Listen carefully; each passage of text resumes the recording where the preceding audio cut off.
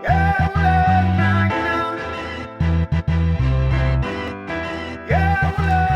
up, y'all? Taji Aqib. Alright, so if I'm being honest, when I first embarked upon this journey, I didn't really have much of an idea where I wanted to go with it. Outside of the fact that obviously I had a video to get done. I had a rough outline in my mind, I guess, as far as like some key scenes I wanted to have accomplished, 1 or 2 key scenes. And I knew I wanted to get some video footage for a short documentary that would revolve more around Port-au-Passage and their activities and things they're engaged with over there. But outside of that, I didn't really have much of an idea how I wanted to get from A to Z, how I wanted it to look, what I wanted to portray. But as it came closer to the time when I was about to leave, and I started thinking about my whole situation and the fact that I'll be going over there by myself, I started thinking, you know what, a good approach to this would be to show people how you can accomplish big things with little resources. Because as far as I was concerned, I'll be going over there by myself with a few, a couple $100s in my pocket. Literally a couple $100s in my pocket. Had a few bags with me. Most of it was stuff people were sending over to my sister, Musana Ali, the artist and co-founder of Port-au-Passage in Africa.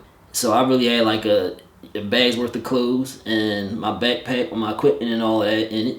And, my tripod, I had my Canon Rebel T3i, I had a GoPro, but that got damaged when I was over there, so that became a non-factor and everything. And outside of that, I had my talent and my confidence. That's what I would have to work with. And I figured, there's people in the car, so I just find somebody who could hold a camera. I give them a crash course on how to operate a camera and just live with whatever footage I could come up with, and then rely on my creative ability to patch up whatever material I would have in the end together and make it into as much of a masterpiece as I could. So that was my whole approach to the situation. Now, as it turns out, my other sister, Sahara Ali, wound up coming a couple days after I got there, and she was a huge help. If it wasn't for her, I don't know what I would have came up with. I'm sure I would have found a way, but obviously it made it a lot easier that she was there. But she's more learned as far as being in front of the camera, not behind the camera, because her training, her background is in acting. So, obviously she has some knowledge about how these things are set up, but she's never been a camera woman. So I had to give her a crash course on how to use the camera, and we just had to, navigate around this whole situation as best we could. So she's basically directing, because that's what she came to do. She came to direct, and she's operating the camera at the same time. It's not the most ideal situation. There were a few times we had somebody else hold the camera, but again, there was a language barrier, or otherwise they were children and their attention span are distracted by various things going on. So, it was frustrating some days, and my patience was low, as you can see right here. All you're doing is holding the camera. It's not that hard. Nobody was complaining. Why are you yelling? But just us two was a minimal staff, and we had to work through a lot of obstacles and just make the most of, again, our creative ability and our belief in ourselves.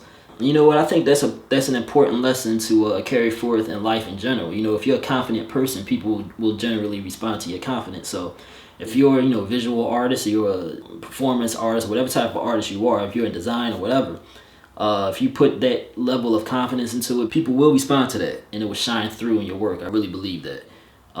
So approaching a situation like this, you can't be fearful of. You have to look at it like, whatever obstacles come my way, I'm going to defy the odds and get it done regardless, and do whatever it takes to get it done. So what this became about to me is the strong belief that I have in where there's a will, there's a way, and a belief that, the world can be your oyster if you want it to be. You know what I'm saying? If you attack whatever you got in front of you fearlessly, telling yourself you're going to make the most out of it despite the lack of manpower, despite the financial limitations, the language barrier, and so forth, and say to yourself, look, this is going to be as dope a project and professional project as those backed by the labels and the big budgets, then you can make it happen, man. You're just going to have some tricks up your sleeve, and it's going to take a little bit more work, a little bit more diligence. And there's going to be some issues, you know what I'm saying? And you'll see how I try to work around it, even in this video here, and what comes after this, because I haven't quite started to edit the music video portion of this project yet, and still have some footage to get. And when that's done, as far as putting the music video together, I'll probably have to do that myself because of, again, the limited resources. But I'm going to point this out various points throughout the vlog. Again, just to reiterate, because that's what I was focused on the whole time I was over there. Like, damn, I don't have this, I don't have that, but I'm gonna make it work. So work hard and have confidence in your ability, and you can accomplish anything, man. I've been doing that my whole career, essentially. People look at what I had to work with, and a lot of times they're shocked at with my minimal equipment, and you're like, damn, how'd you get that product out of what you're working with? man, it's all about what you got in here. Forget what you got outside. It's about what you got in here. You know what I'm saying? So that's what I hope you can get. I hope you can get that out of this when you watch the vlogs and when you see the final project. Taji Aqib, 2 fingers, 1 love. Thanks for watching Project Sunrises.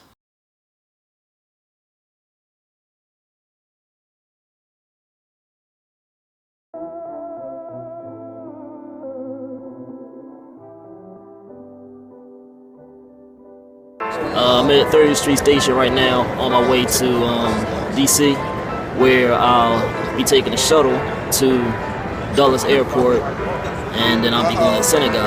Got my luggage right there, 2 40-something pound bags, and my carry-on. Got my camera equipment and all that stuff right there, my computer and everything, and my tripod. My mom right there, she drove me down here. Oh, so I gotta lug all the stuff by myself, but we'll see. We'll make it. It'll work out, I'm sure.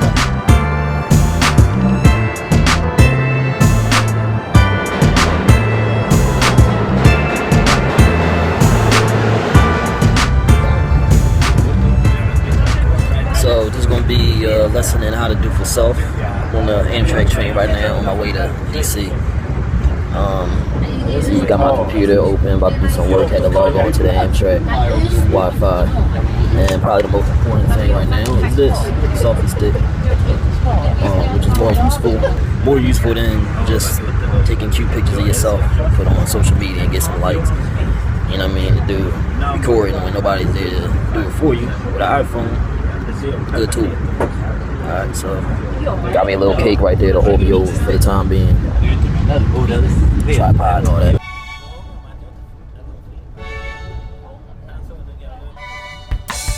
So check it out. Somebody was supposed to help me with my bags, but because they didn't show up, that's what I'm stuck with. Somehow I gotta lug all this stuff by myself with my backpack all the way down here. But this is what I gotta do.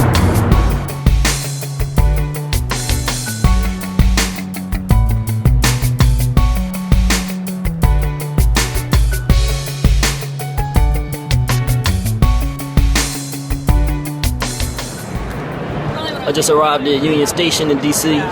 It took me about an hour and a half. It was pretty quick, hour 45 minutes or something like that. But I was busy the whole time, so it was cool.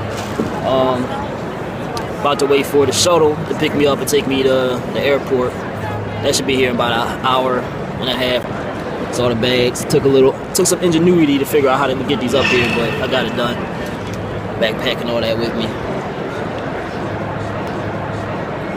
My sister right there taking photos, but she's keeping me company while I'm here. Alright, I'll see y'all.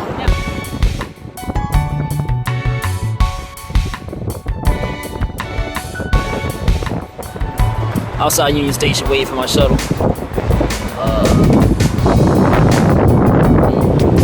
It's hell out here. Cold. I don't know why it's windy. I don't like it one bit. Just be here in a couple minutes, because I ain't trying to miss my flight. Okay, what's his name? He's a Jewish Bernie guy. Sanders. They asked him, was he going to give the blacks their reparation? And he said no. Bernie Sanders said that? He said no. So why would I even attempt to deal with that man? No. God bless him.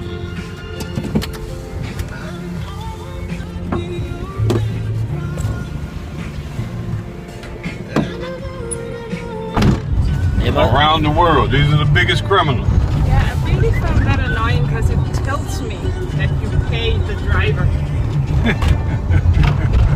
My sister said that too. She said the ride and the tip was paid for. Oh yeah, it's way good, but I mean, you did it online. That's great, but we're in court with them right now because we found out that that stuff they put on there, only half of it is true. But that's big business for you. Oh, you think when Clinton lowered big business taxation from 39 to 34%. Man, they jumped for joy. They jumped for joy. When Bush got in office, they lowered it. Because why? It benefits them. It doesn't benefit you and me. Right. And don't get me wrong, when when your whole thing becomes serious successful, you'll be in that bracket. Right. And you're not gonna want the taxes to change, because why? It benefits you. You want it up. You either poor or you rich here. Thank you. And that's what they're trying their best. Now, when someone like Bernie Sanders say he's gonna do this, you already know he's lying. If President Obama, one of the best presidents who had, not only did he have the gift of gab, the gift of conversation, a lawyer, and he worked for the U.S. itself. But they don't want you to know that. They talk about his regime like it's the worst regime. And no. They talk about like best in the business. To fix America, like he messed it up. Best I keep telling people, you're not gonna be able to see what Obama did probably until 10 years from now. Because usually that's how it works. Like when that's the way it works. Yeah, you'll see the man, benefits. I wanna give you 5 for that, man. These people don't understand. When they found out that they could talk anyway and say anything, and these people would believe it. Guess what? It was sensational that they could say, out of sight, out of mind. That's the way you treat a baby. That's the way you treat a baby. So I've reached Dulles Airport right now. I'm waiting for a train to take me to my gate. Must be a big airport.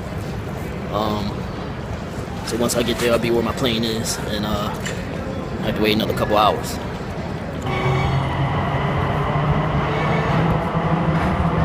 Make sure that all the personal belongings and lockers have been accessed.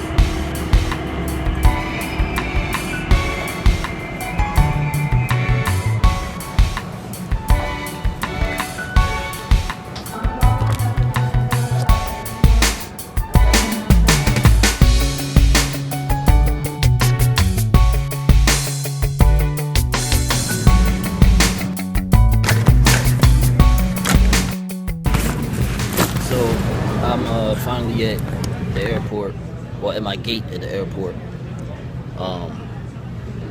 waiting for the plane. I got about an hour, a little over an hour before boarding. I'll have a window seat, make sure I got that. But I just want to take a minute to say, to black people, it was pretty tough for me to convince people that this trip was worth taking. So I wound up coming by myself. A few people said they wanted to go, timing was bad for them, they didn't have the money or whatever.